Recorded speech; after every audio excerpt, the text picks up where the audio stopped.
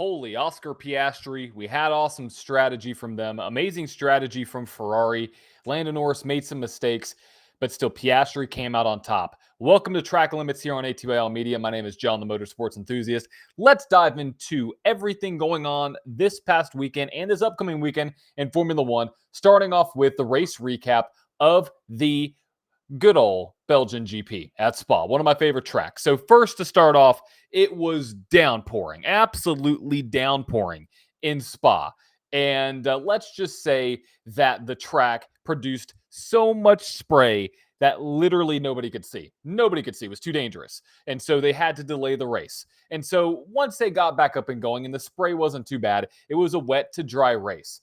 And what we saw in these conditions, McLaren was still the fastest. And it's pretty impressive that they were still able to perform well, even with other teams bringing upgrades. Look at what Red Bull did. They optimized more for a quali set. But either way, in a dry race, either way, amazing strategy from McLaren, amazing upgrades to the cars, and it looks like they're still the one to beat.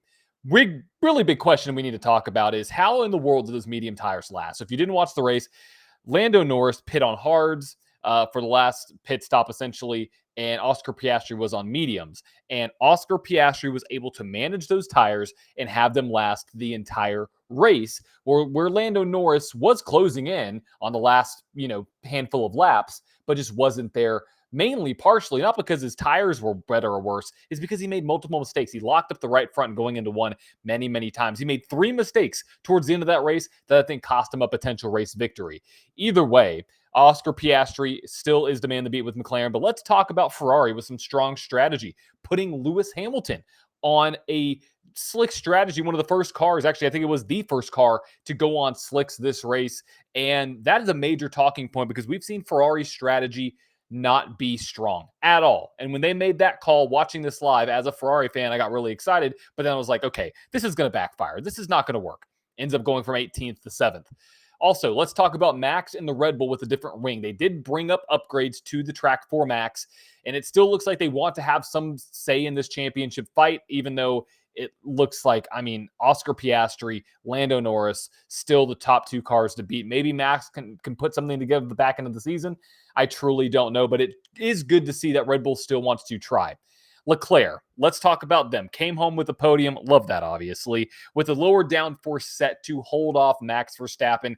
They won this weekend purely off of the strategy calls, which I think is one huge step in the right direction to build confidence for that team. So really quick, let's talk about who I believe are some of the winners and who I believe are some of the losers from this past weekend. Alex Albon, Liam Lawson, Bortoletto, all top 10, all getting points. Big wins for all 3 of those drivers for the Williams, the Racing Bulls, and for Kick Sauber, which I can't believe we're having more kicks in the top 10. I don't know what's happening over there, but they got something going on. Now some of the losers. Kimi Antonelli, tough weekend for him. Not strong in the sprint, not strong in the race. Just not a good weekend for Kimi. Esteban Ocon, Hajar, Colapinto, Sainz lose out as well. Kind of confidence killers there, but they were the back of the field, and it just wasn't a great weekend across the board for those drivers. But what does this look like now for the point standings? What does this do? Well, this essentially extends the gap from Piastri to Norris by about 16 points, with Max Verstappen there in third with 185.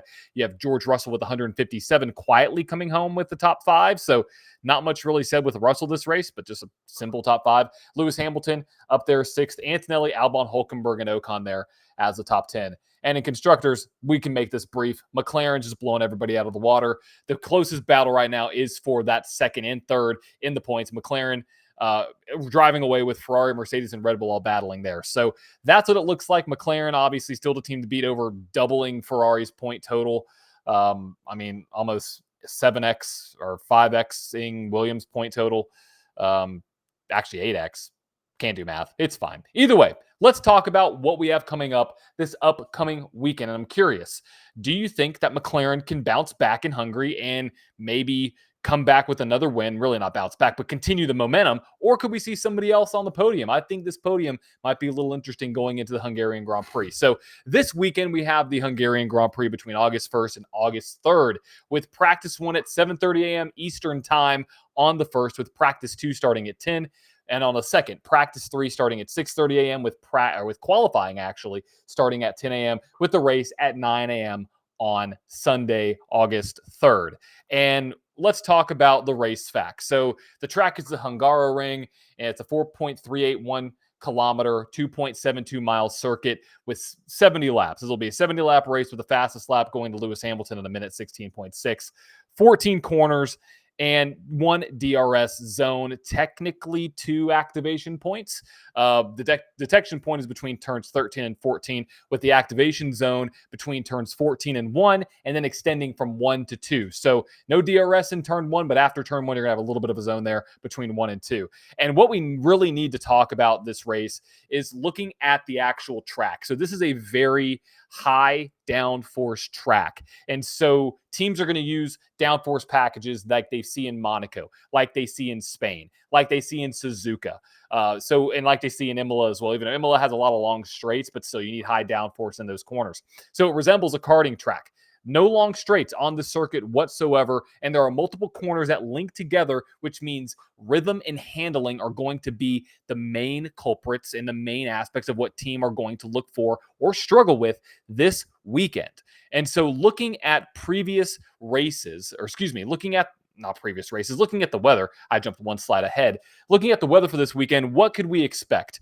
Well, Friday and Saturday is going to be very, very warm, but on Sunday we could have some AM showers. What does that mean? It's going to cool down the air. It's going to cool down the track surface. It's going to make the track green. So basically, the track is going to be completely clean. And what that's going to do for some cars, maybe what's similar to what we saw with Mr. George Russell and Kimi Antonelli when they work in cooler conditions. I think those Mercedes might be a little bit more of a factor this weekend than what one could expect. So don't take practice and qualifying to heart. Take it with a little bit of a grain of salt. If we do get a green track and we get rain and it cools down the air by 5 to 10 degrees, that can make a big change when it comes to how these cars can perform. And so speaking of some other things going on, I'm going to talk about some picks and looking at some tracks, tying this over to the downforce discussion. So looking at the last 4 high downforce circuits we have been on, Suzuka, Imola, Monaco, and Spain, it looks like McLaren double podium is almost guaranteed.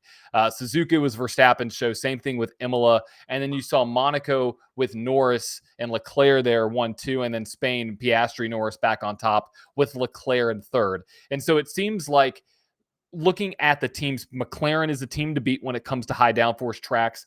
Right behind them is Red Bull. And then looking at Ferrari, I mean, Ferrari with Leclerc, they're right on the cusp. And I think Ferrari has a better car than Red Bull right now.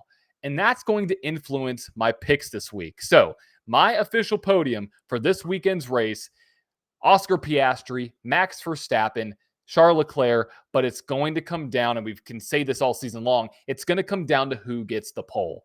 And I'm looking away from Lando Norris this weekend, partially because I think that Leclerc, if he does qualify well, could out-qualify Lando. Verstappen up there, I mean, he's a qualifying god. We know how good he is. And Piastri's just on a roll. And I think with Leclerc's momentum, especially with getting another podium this past weekend in Spa, I think he could continue that momentum, and I think this track could suit that car, that team very, very well. A couple notes, though. Watch out for Mercedes. Watch out for some other teams to make it into the mix and see what they could do. I think Mercedes is probably the other team that I might throw into the mix here, but I still think realistically, the most likely outcome will be Oscar Piastri to win, Max Verstappen in a very close second, and third is where you could throw in a George Russell, a Lando Norris, or a Leclerc. I'm going to go Leclerc this weekend. I think he's going to continue that momentum there and finish up into the podium spots. But again, I believe it's going to come down right to who finishes in the top 3, or who qualifies well, rather. So that wraps up today's episode of Track Limits. Make sure if you haven't already, hit that subscribe there in the bottom right-hand corner. Even though this is my left hand, it's filmed backwards. It's fine. Or maybe it's over here, depending on how it's actually going to be sent over to YouTube. And the YouTube gods determine where this goes. Either way, thank you for tuning in, and make sure to watch all the other content we have going on here on A2IL Media. Watch all of the shows, whether you're a NASCAR fan, IndyCar fan, Formula One fan, so you can get up-to-date news and up-to-date content about what's going on in each series, so you know what to look forward to on Sunday. Like I said before, Piastri, Verstappen, Leclerc, my top 3. And as always, Make sure to take care. Keep it within track limits. And I'm going to sip on some lovely iced Java. Ciao. Tasty.